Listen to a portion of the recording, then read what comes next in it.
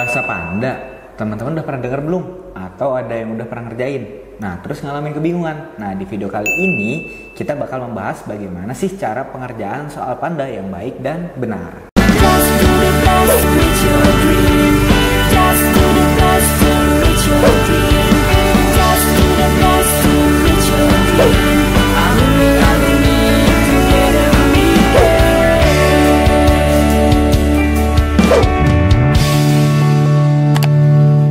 Halo teman-teman, kembali lagi bersama aku Kak Davin. Di video kali ini kita bakal membahas mengenai bahasa Panda atau yang sebenarnya adalah bahasa hipotesis ya teman-teman ya.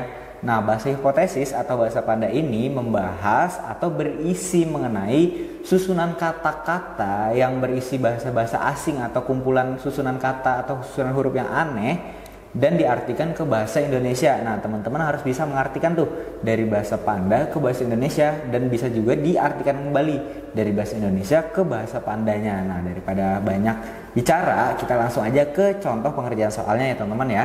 Nah, jadi biasanya soal Panda itu kayak gini ya teman-teman ya. Contoh soalnya ada susunan huruf atau susunan kata yang aneh-aneh, kemudian diartiin ke bahasa Indonesia atau bahasa manusia kayak kita. Di sini kita cek dulu. Ada gamuts, ini untuk mengatakan kumbang atau seekor kumbang. Nah, ini ya, kita tandain dulu. Kemudian embekoks, nah ini lucu ya bahasa teman-teman ya. Ini untuk nyatain banyak capung. Kemudian ada embekokza, ini capung juga, tapi seekor capung doang atau cuma satu capung. Kemudian Tyrons gamuts kambekoku. Nah, ini untuk menyatakan kumbang terbang di depan banyak capung. Nah, ini ya teman-teman ya. Terus di soalnya diminta untuk apa? Berdasarkan data di atas, bagaimana cara mengatakan banyak capung terbang di depan kumbang dengan menggunakan bahasa tersebut. Nah, terbang ya teman-teman ya. Coba kita cek. Nah, di sini ada satu kata yang belum muncul atau satu kata yang belum diartikan. Kemungkinan si Tyrons ini berarti terbang. Nah, jadi biasanya gitu teman-teman. Kalau misalnya nggak ada atau ada kata yang belum muncul, nah itu biasanya adalah kata barunya yang ada di bahasa Indonesianya. Nah, di sini kemungkinan Tyrons adalah terbang. Nah, kemudian di sini apa tadi? Banyak capung. Banyak capung tadi tulisannya apa? Embekoks ya. Coba kita naik dulu. Banyak capung adalah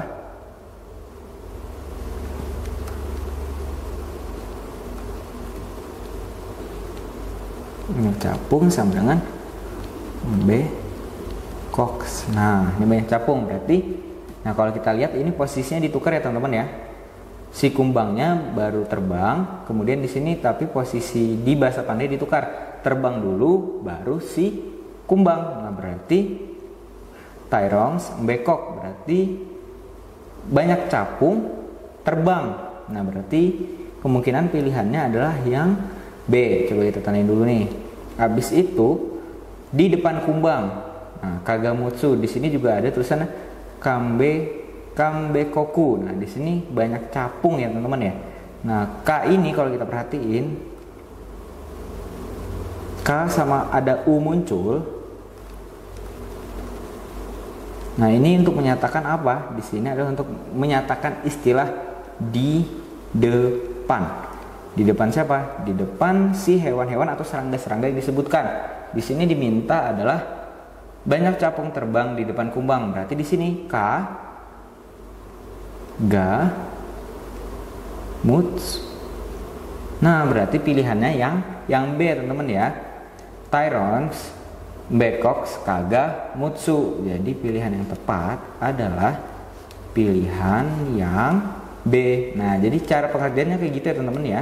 Tips and tricksnya sih yang paling gampang adalah teman-teman harus sering latihan agar biasa untuk ketemu sama soal-soal yang bertipe seperti ini, dan biasa juga untuk mencari pola-pola dari kata-kata yang paling benar itu kayak gimana. Nah, harus sering-sering latihan, terus juga sering-sering cari soal yang seperti ini ya teman-teman ya. Kita lanjut ke soal berikutnya nih.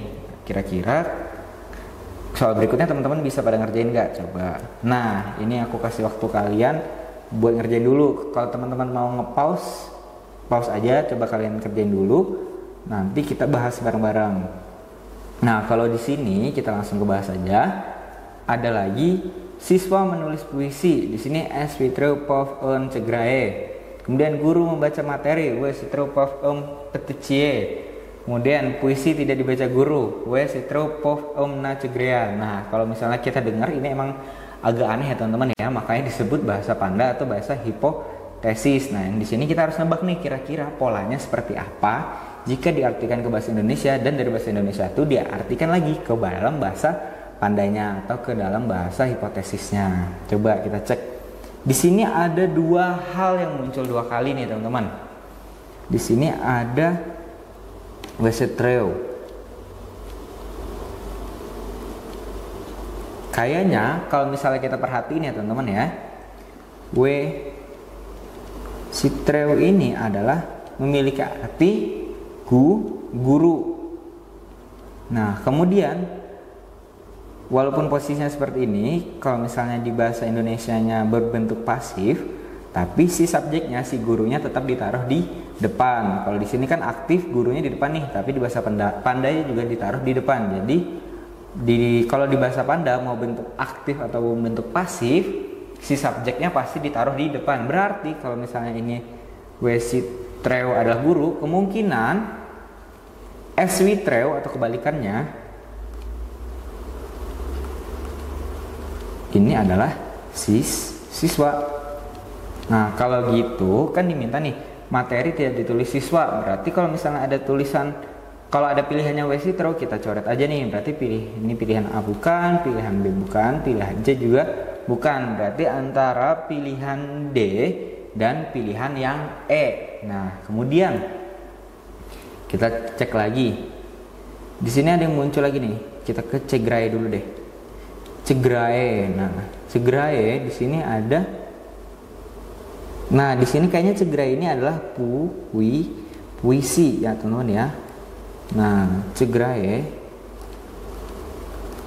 adalah puisi. Kemudian berarti kalau ini puisi, materi itu berarti apa? Kemungkinan kalau materi itu adalah peti C. Nah, yang ini ya. PTYCE ini adalah materi. Nah, kemudian diminta apa? Materi tidak ditulis siswa. Nah, kalau ditulis apa nih? Berarti tinggal yang ini nih, ada PFN, ada PFM. Nah, di sini muncul dua kali nih, membaca sama dibaca. Nah, untuk konsep aktif atau pasif tetap sama ya teman-teman ya, nggak ada yang diubah. Nah, di sini kalau ada PFM, berarti kalau pakai M ya belakangnya, kalau belakangnya M itu berarti membaca, baca atau dibaca. Kemudian kalau misalnya belakangnya N,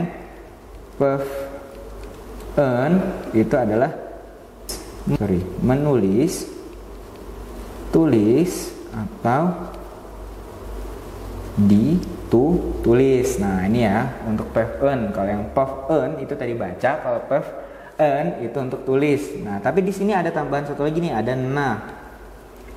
Nah, kalau na kita perhatiin ini adalah untuk bentuk yang negatif atau tidak. Nah, kalau ada kata tidak, berarti kita tambahin kata na. Berarti pilihan yang paling tepat adalah materi tidak ditulis siswa, itu berarti ditulis tadi apa? Yang N ya teman-teman ya, berarti eswitreo, PFN, na, PTYCE, PTC atau materi tidak ditulis siswa. Jadi pilihan yang paling tepat adalah yang E teman-teman ya. Nah, yang D salah karena ini emna. Kalau emna berarti baca, tidak dibaca maksud saya. Nah, jadi pilihan yang tepat adalah pilihan yang E. Oke, gimana teman-teman? Udah mulai gampang belum ngerjainnya? Kita lanjut ke contoh soal yang berikutnya. Nah, di sini ini udah mulai gampang lagi nih, pasti teman-teman bisa ngerjainnya. Yang pertama ada kakak menjahit celana. Di dalam bahasa pandanya adalah balarat nigara ranggare. Kemudian yang kedua, adik memakai jaket atau mararat jiara ilaware. Kemudian yang terakhir, celana dipakai kakak, balarat ilaware nigugara. Kemudian bagaimana mengatakan jaket dijahit adik dengan bahasa tersebut? Nah, Kita telaah dulu satu-satu. Oke, di sini ada yang muncul 2 kali. Ini kayaknya konsepnya mirip kayak soal yang tadi nih, soal sebelumnya. Ketika di bahasa Indonesianya ada bentuk aktif atau pasif, tapi kalau di bahasa Pandanya sama aja atau semua subjeknya ditaruh di depan. Ini kita lihat ya. Ini adalah ada balarat muncul 2 kali nih. Nah, di sini juga ada kata kakak.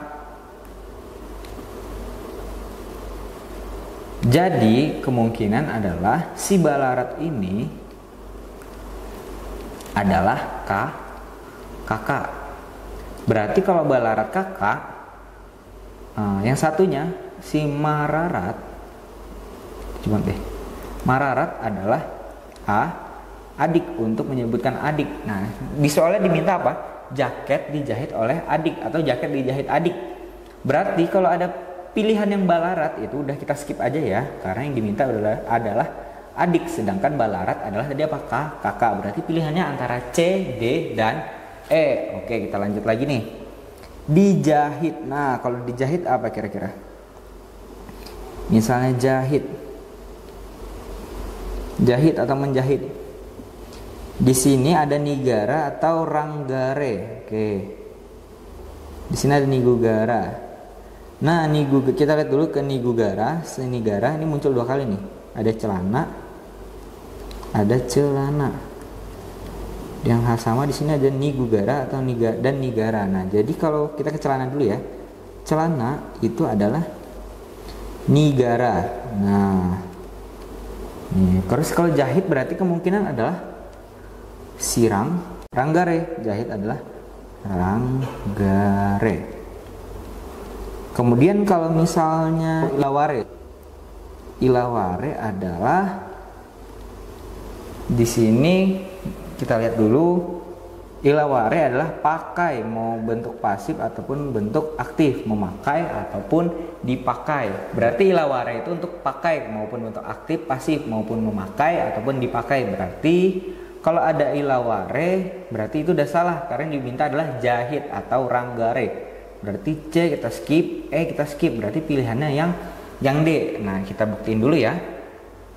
Nih, ziarah tadi apa? Ziarah belum ya, teman-teman ya. Nah, ziarah itu berarti kalau di sini adalah ziarah berarti adalah jaket. Nah, tapi di sini tulisannya adalah jiguara. Nah, kalau kita perhatiin lagi, di sini kan ada kata pasif dipakai nih. Nah, nigugara.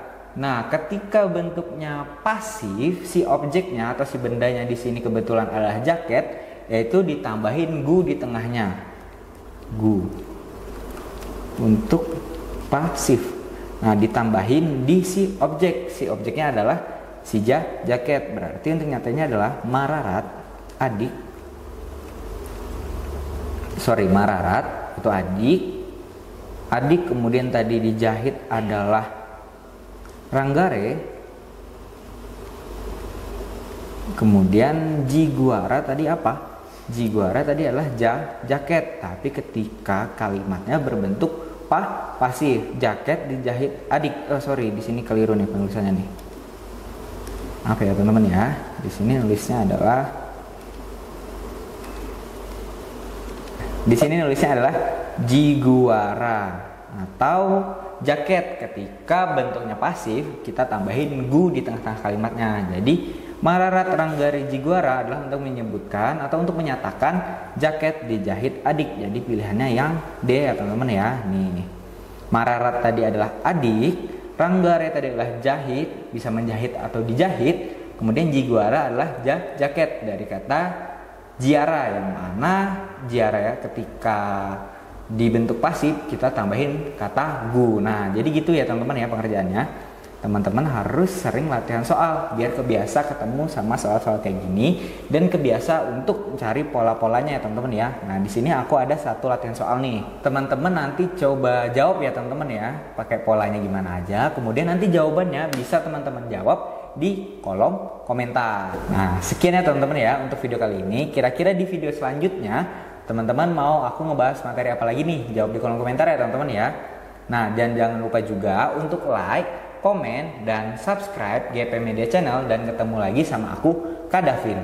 Dadah.